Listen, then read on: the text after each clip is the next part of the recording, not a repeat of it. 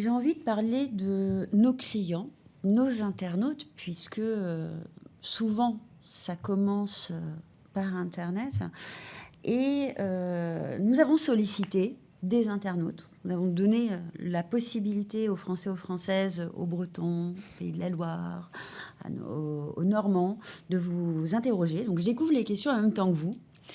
Et je vais commencer par Martin cette Ouais. fois-ci. Alors,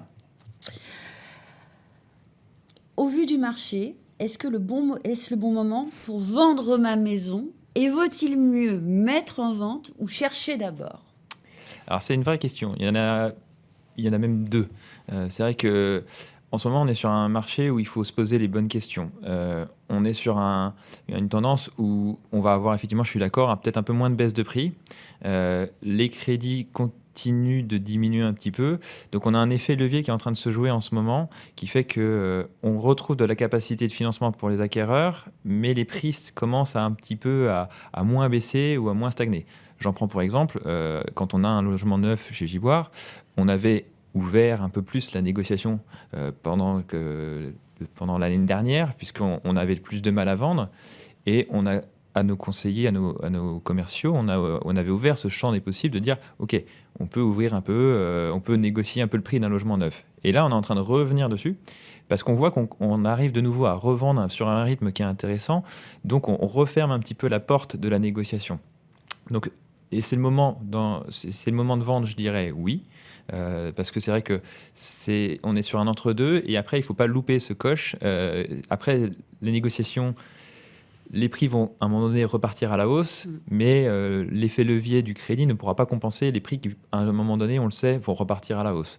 Donc je trouve, moi personnellement, qu'on est sur un moment où c'est un moment un peu charnière, où il faudrait, selon moi, commencer à réfléchir à bien mettre en vente. Alors après, c'est toujours l'éternel débat, mettre en vente avant d'avoir trouvé ou pas. Quand on était sur un marché où effectivement il n'y avait rien à vendre, là il fallait mieux attendre, il fallait mieux vraiment attendre d'avoir trouvé. Aujourd'hui, comme on a quand même des délais qui sont un peu plus longs pour vendre son bien, dans l'ancien, c'est vrai que j'aurais tendance à dire, je ferai les 2 en même temps. Je mets en vente, mais en parallèle, je commence mes recherches pour me dire, j'ai les 2 qui sont lancés, et si jamais on trouve et on peut faire un bon cheminement, on peut réussir à vendre et acheter en même temps. Et sinon, il y a le prêt-relais qui existe et qui marche très bien et qui permet de faire cette opération si jamais on y arrive et qu'on n'a pas réussi à vendre au bon moment. Donc amorcer finalement C'est toutes ça, les démarches. Ne soyez pas passif, mais actif. c'est ça. Et c'est vrai que la vente en cascade, en France, on sait parfaitement la Ça gérer. s'organise très bien. Et mais si on passe par des acteurs et des actrices de l'immobilier et les bons notaires, c'est aussi toute la chaîne là, de valeur qui est hyper importante. Et Ouais, les bons, ça rassure. partenaires courtiers bancaires, en fait, c'est vraiment une histoire d'équipe. C'est ça, ça rassure parce que c'est vrai que nous, on a des process qui sont organisés. On sait à quelle date il faut avoir son accord de prêt, son offre de prêt, à quelle date on va relancer pour la signature chez le notaire. Voilà, tout est processé. Donc, c'est vrai que quand on est de particulier à particulier, c'est plus délicat d'aller voir un propriétaire pour dire bah, est-ce que je peux revenir, est-ce que je peux avoir tel document. On a l'impression forcément de le déranger. Nous, on est là pour d'être des intermédiaires, des médiateurs. On est là pour aussi défendre les intérêts de nos vendeurs et de nos acquéreurs. Donc voilà, on est vraiment là pour défendre les intérêts de tout le monde. Donc c'est vrai que c'est important d'avoir cette médiation entre les deux, qui permet des fois, quand ça se passe bien, c'est facile, mais des fois, il faut aussi se dire que ça se passe pas forcément très bien. Quand on a des grosses négociations, ça tend un vendeur et un acquéreur, et dans ces cas-là, d'avoir quelqu'un au milieu, ça peut avoir son intérêt. Ça conforte finalement l'étude Ipsos de 2016 sur ce que les Français viennent chercher chez nous, à savoir le juridique et le DPE. Et là, je me tourne vers vous, Arantxa Monterola. Un internaute nous pose la question suivante pour les sites de diffusion, ce qui tombe plutôt bien. Les biens mal notés. J'ai un bien DPE F, donc une passoire thermique, donc c'est quelqu'un quand même d'informé. Est-ce que j'ai une chance de vendre mon bien rapidement sur Internet? Et s'agit-il de biens recherchés au vu du contexte actuel? Alors, je disais tout à l'heure qu'effectivement, on avait intégré ces critères de recherche et qu'effectivement, on recherche avant tout, enfin, il y a une forte progression de la recherche autour des DPE. Et on pensait, nous, que AB, CD remporterait la palme. Et on a vu qu'on a plus 50% de recherche sur des critères EFG. Donc, oui, on peut vendre son bien F. Par contre, soit on fait des travaux avant et on les met à la vente, il y a deux options, soit on baisse considérablement son prix parce que c'est une opportunité pour un primo-accédant, par exemple, d'acheter un bien pas cher en faisant des travaux derrière. Et pour le coup, il y a des aides de l'État et le simulateur dont je parlais qu'on va mettre en place, en fait, qui permettra d'étudier son dossier et de voir en fait de combien d'aides je bénéficie, de façon à se juger quand on est vendeur, de savoir si on fait les travaux avant ou si on le vend en l'état moins cher et l'acheteur en fait fera les travaux de son côté. Mais oui, on peut vendre un bien F, d'autant plus que par rapport à la location, très rapidement, on ne pourra plus le mettre à la location. Là aussi, c'est en train de se régler. Oui. Donc, effectivement, le vendre peut représenter un certain intérêt. Puis les agents sont là après pour conseiller.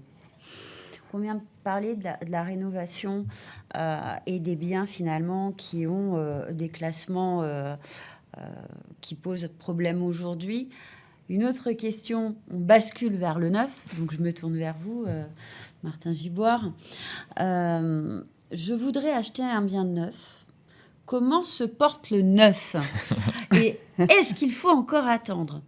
J'ai entendu parler du BRS, est-ce intéressant? Alors oui, c'est très intéressant. C'est vrai que ça permet à des nouveaux acquéreurs de se porter acquéreurs. Alors dans le neuf, il faut savoir que on revient sur le DPE. C'est quelque chose qui est assez nouveau. Il y a quelques années, si on revient un peu en arrière, le DPE, on l'annexait, mais personne ne le regardait. C'était vraiment un document, c'était obligatoire, vous le connaissez, c'est comme sur le frigo, quand on achète un frigo, mais on ne le regardait pas. Aujourd'hui, il est vraiment crucial. Donc, acheter dans du neuf, c'est la garantie de se dire, j'ai des garanties décennales, biennales pour mon bien.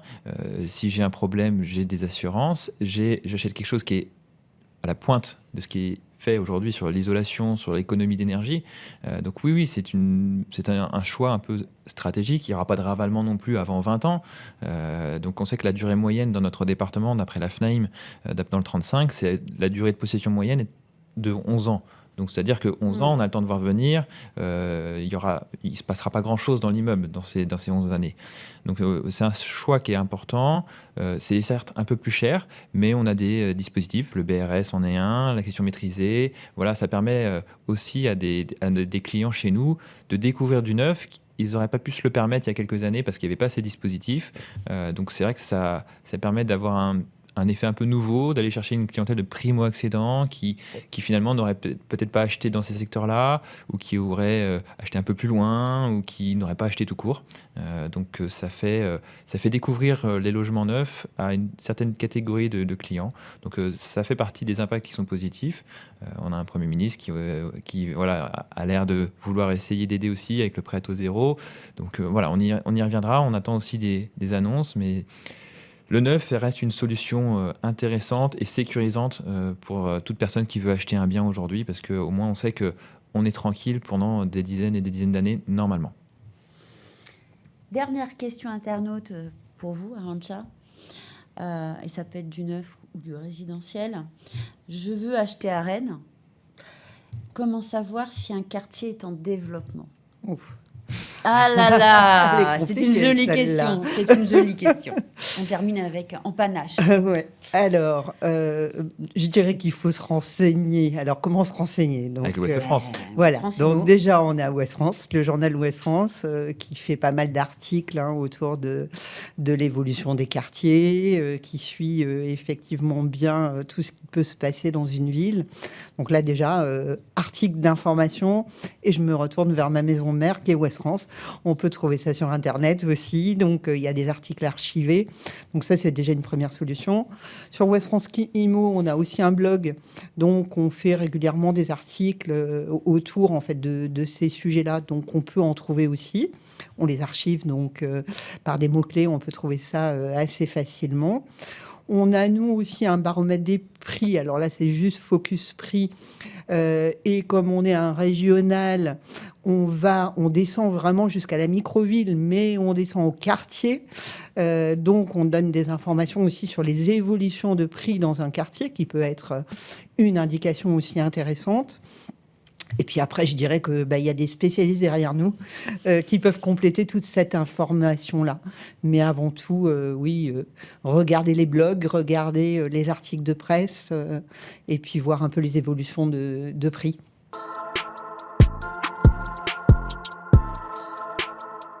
Eh bien, on va passer aux questions des internautes. Et du coup, je vais commencer par vous, Maître Bosquet, parce que la première question... Elle suit votre raisonnement. Quel est le régime le plus intéressant pour acheter un bien immobilier quand on est en couple ? Ah, alors j'ai pas de réponse à ça puisque ça dépend de la situation de chacun. Voilà. Néanmoins, quand on est en couple, la première possibilité c'est d'acheter en indivision. Si on est en couple et qu'on n'est pas marié, on l'achat en indivision de façon classique. On peut être propriétaire à 50-50, à 60-40, on fait ce qu'on veut. J'allais dire à ce niveau-là, il n'y a pas trop de sujets. Moi, ce qui va me poser le problème, c'est la suite. Qu'est-ce qui se passe si l'un ou l'autre décède, concrètement ? Voilà. Alors, c'est là où le régime de l'indivision stricte pose un problème, puisque j'ai l'habitude de répondre ça à mes clients qui viennent me voir et qui ne sont pas mariés, et qui n'ont pas d'enfants.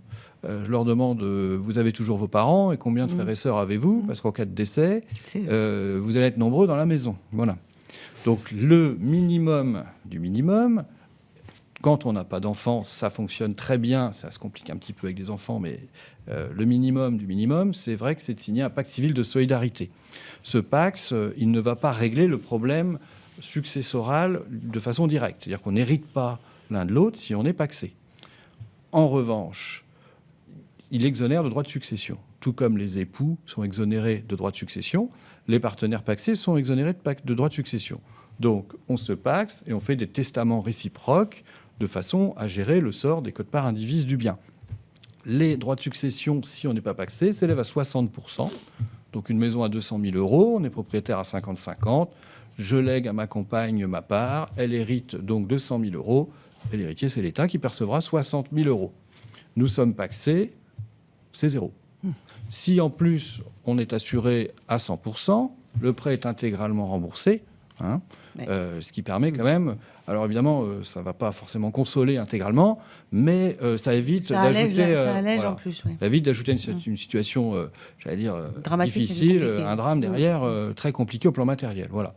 Donc ça résout beaucoup de problèmes à partir du moment, dans des situations assez classiques, particulièrement quand il n'y a pas d'enfant. Au-delà de ça, il y a le mariage, naturellement. Alors, le mariage va être plus protecteur en présence d'enfants. Alors, ce sont des points techniques. Moi, j'invite nos auditeurs à venir vous rencontrer. Voilà, à passer les portes des études, parce que c'est assez complexe à expliquer. Mais concrètement, la protection ultime, c'est effectivement de se marier, notamment en présence d'enfants. Alors, en présence d'enfants de lits différents, encore plus. Les choses peuvent être assez complexes, ou très, très complexes même. Et puis, il y a un gros avantage du mariage par rapport au Pacs, c'est qu'il y a une réversion de la retraite quand on est marié, ce qui n'est pas le cas quand on est pacsé. Oui, ça va quelque chose. Ça va devenir un sujet. On n'y pense pas à 30 ans, on commence à y penser à 50. Voilà, alors c'est un sujet, on peut tirer le fil, je peux vous en parler pendant quelques heures. Mais l'idéal, effectivement, c'est de passer la porte d'un office. Les notaires délivrent de façon gratuite. Les conseils sont toujours offerts dans les études. Donc, il ne faut pas hésiter, quoi. Merci beaucoup. Maëlle Bernier. Je pense que la question qui va suivre va vous faire sourire. Je souhaite réaliser mon premier achat. Quelles recommandations vous feriez pour obtenir le meilleur financement et quel apport dois-je avoir ? Alors, il faut se dire que quand vous allez faire un prêt, vous allez ouvrir un peu votre... si vous ne faites pas avec votre banquier, même avec votre banquier, vous allez ouvrir votre compte en banque à un autre banquier, puisqu'on va vous demander les 3 derniers relevés. Alors, le banquier, il en sait plus sur vous que votre confesseur, parce qu'il voit tout. Il voit si vous avez des dépenses un peu folles dans un casino un samedi soir. Je prends toujours l'exemple parce qu'il est criant. On l'avait eu une fois d'un jeune qui, allez, je pense, je sais pas, 15 jours avant de vouloir acheter son prêt, il avait des revenus très confortables. Il avait été dépensé 2 ou 3 000 euros en boîte de nuit en achetant des bouteilles et tout ça. Donc, Très belle soirée. très belle Aïe, soirée aïe, avec aïe, des copains aïe, dans aïe, une boîte aïe. parisienne pas formidable. Et c'était un jeune qui gagnait très bien. Et quand le dossier est arrivé, on se dit, mais ça va pas, en fait. Pourquoi avoir fait ça? Les 3 mois qui précèdent, il faut être clean. Alors, ça veut pas dire que vous n'avez pas le droit d'acheter un jean, hein, mais c'est dire qu'il y a quand même des trucs qui se voient. Pour la prise de sang de l'assurance aussi. Alors, la prise de sang de l'assurance, oui, mais en Voilà. général, quand on est jeune, ça passe assez inaperçu. Mais effectivement, c'est important. Donc, on est clean sur les dépenses. Alors, autre élément, les petits crédits. Avoir un crédit à la consommation parce que vous avez une voiture. OK, tout le monde a une voiture, tout le monde peut avoir un crédit dessus. Avoir dans votre compte en banque des petites cartes partout avec des petits prélèvements de 40, 50 euros sur des crédits d'ailleurs que vous savez souvent même pas que vous avez signés, ça, on ferme. C'est ce qu'on appelle les cartes revolving, les crédits renouvelables, mais les lieux de vente sont assez forts pour vous en vendre en vous disant c'est la carte privilège. Si quand vous l'utilisez, vous inquiétez pas, c'est pas une carte de crédit. Puis en fait, si vous n'appuyez pas sur le bouton, bah, c'est une carte de crédit. Donc on ferme ces crédits inutiles. Et puis après. Comment défendre un dossier auprès d'un banquier? C'est très simple. Un banquier, il aime les cigales et il aime la sécurité. Donc, il faut justifier d'une régularité de revenus. Ça ne veut pas dire que seuls les CDI empruntent. On a des intermittents du spectacle qui sont financés sans problème. On a des intérimaires qui sont financés sans problème. Mais évidemment, l'intérimaire, c'est pas celui qui a bossé 15 jours pour les vendanges et 15 jours au solde d'hiver et qui, entre les deux, n'a rien fait. Ça, et on ne lui prêtera pas et c'est normal. Mais vous avez des Français qui ont choisi d'ailleurs ce mode de travail, qui se déplacent et qui ont des revenus très réguliers. Donc, c'est des revenus réguliers qui comptent. Le CDI n'est pas le passeport obligatoire. Le plus compliqué, je suis très transparente, c'est le CDD. Parce que le CDD, alors, il y a différents types de CDD, mais les CDD, vous êtes par exemple en CDD, puis vous êtes en remplacement maternité, il y a quand même de grandes chances que ce ne soit pas renouvelé derrière. Donc, la banque, à juste titre, va freiner un peu des cas de fer en vous disant, oui, mais attendez, dans 3 mois, vous n'avez plus de revenus ou beaucoup moins. Donc voilà. Encore une fois, les banquiers ne font pas n'importe quoi. Donc, il faut être transparent, il faut assainir ses comptes, pas faire de dépenses folles, et puis vraiment insister sur la régularité de ses revenus. Et pour l'apport, on tolérera beaucoup plus facilement d'un jeune qui n'est pas ou peu d'apport ou très peu d'apport que d'un couple qui arrive et qui a 45-50 ans, qui a toujours travaillé, qui a des revenus confortables et qui arrive et qui dit « Ah bah moi, j'ai rien de côté, j'ai rien mis de côté ». Oui, alors il peut y avoir des accidents de la vie qui expliquent qu'à un moment donné, on vide un peu son épargne, mais rien du tout à 45-50 ans, c'est quand même assez rare. Donc voilà, encore une fois, chacun est étudié en fonction de son âge, de sa situation professionnelle, de son évolution, parce que les jeunes, quand ils rentrent sur le marché de l'emploi, quelqu'un qui rentre comme jeune cadre dans le privé, ses revenus vont évoluer. Quelqu'un qui rentre comme prof, certes, il y a une sécurité de l'emploi, mais l'évolution des revenus ne sera pas du tout équivalente à celle du jeune cadre dans le privé. Tout ça va être analysé. Donc, chacun a des atouts, et c'est à vous aussi de mettre les choses de votre côté. Encore une fois, le côté clean des comptes, c'est vraiment le plus important. Merci beaucoup. On va continuer sur une partie financière, Maître Bosquet. Je pense que vous avez en tête peut-être la question qui va arriver. À quoi correspondent exactement les frais de notaire et comment sont-ils calculés? Je suis toujours très heureux de répondre à cette question. Alors, les frais de notaire. Donc moi, j'appelle ça des frais d'acte, en fait. Voilà. Donc, les notaires sont tarifés. Ça, c'est la première chose dont je veux parler. Les notaires sont tarifés. Donc, le notaire ne choisit pas la rémunération. On est rémunéré en fonction des actes que l'on reçoit. Il y a un tarif, ce ne sont pas des honoraires. Donc, ça Ça ne se négocie pas, pardon. Hein, on applique un barème qui est fonction de la valeur du bien, avec dans l'idée derrière d'un espèce de tarif social, puisque les actes les plus rémunérateurs compensent de cette manière-là les actes qui sont signés à perte, qui dans les études sont quand même assez nombreux. Voilà. Derrière ça, donc ce qu'on appelle les frais de notaire et que j'appelle les frais d'acte. Donc en général, quand on achète un bien immobilier, on va payer chez le notaire, 7, 8, 9%, ça dépend finalement du prix. Hein. Et à l'intérieur de cela, vous avez des taxes qui, aujourd'hui, sont d'un niveau de 5,91% au total. Voilà. Donc si vous achetez une maison 100 000 €, il y a 5 910 € qui vont à l'État. Ces sommes-là, enfin à l'État, au département et à la commune et un petit peu à l'État. Ces sommes-là sont perçues par le notaire. On joue les percepteurs. Voilà. Hein, ces sommes-là sont perçues par le notaire et sont appelées en même temps que la rémunération du notaire, qui est en général autour de 1,5% du prix. Donc globalement, sur ces frais de notaire, ces frais d'acte, c'est en général 80% de taxes et 20% de rémunération pour l'étude. Voilà. C'est très clair. On donne le détail à chaque fois. Vous recevez de toute façon votre relevé de compte avec le détail de la facture une fois que vous avez signé. Mais c'est vrai que c'est assez injuste d'appeler ça frais de notaire parce que vous êtes collecteur d'impôts pour l'État et que quand on entend certains politiques qui disent oui, les frais de notaire, on a un peu envie de. Quand on a du métier, on se dit non, mais c'est totalement injuste parce qu'en fait, et ces droits de mutation ne font qu'augmenter parce que forcément, comme il y a moins de rentrées sur le côté fiscal, taxe d'habitation, les communes souffrent. Donc qu'est-ce qu'on Bien fait? sûr. On a la propriété. J'aime vous entendre dire ça. Ah, mais moi, je trouve ça totalement injuste. Donc. Dernière question, Maëlle Bernier. J'ai acheté ma maison il y a 2 ans à un taux à 4,2%. Est-ce le bon moment pour renégocier mon taux d'intérêt? C'est trop tôt. C'est trop tôt. Alors, si on parle de 4,2%, c'est trop tôt uniquement parce que la différence de taux n'est pas suffisante. La personne en question est dans la première partie de son prêt. Donc, oui, c'est intéressant de se poser la question parce qu'il faut être dans le premier tiers de son prêt, c'est-à-dire là où vous payez le plus d'intérêt. Mais vous avez des frais quand vous renégociez un crédit immobilier, quand vous faites racheter un crédit immobilier. Et donc, pour compenser ces frais qui sont les pénalités de remboursement anticipé, les frais de nouvelle de garantie, enfin, il y a plein de choses qui rentrent en jeu, il faut un écart de taux qu'on dit en moyenne d'1 point. C'est-à-dire que si cette personne a acheté un taux de 4,20 sur 20 ans, la question va se poser pour elle quand on va avoir l'ensemble des banques, donc des moyennes autour de 3,20 sur 20 ans. On n'y est pas. On est autour de 3,5. Donc si en fait elle attaque ses démarches maintenant, eh ben, le gain va pas être forcément aussi élevé qu'elle pourrait l'avoir dans quelques semaines ou mois parce qu'on va vers des taux autour de 3,23. Donc il faut attendre. Encore une fois, une renégo, c'est un point d'écart entre la durée du prêt, la même durée de prêt par rapport quand vous avez signé, le premier tiers du prêt. Et puis ne pas avoir décidé de revendre dans les 3 mois parce que sinon vous allez négocier un crédit qu'en fait vous avez payé des frais pour un truc dont vous n'avez pas bénéficié parce que l'économie qu'on réalise au nouveau taux, elle se fait tout au long du crédit. Donc c'est encore trop tôt.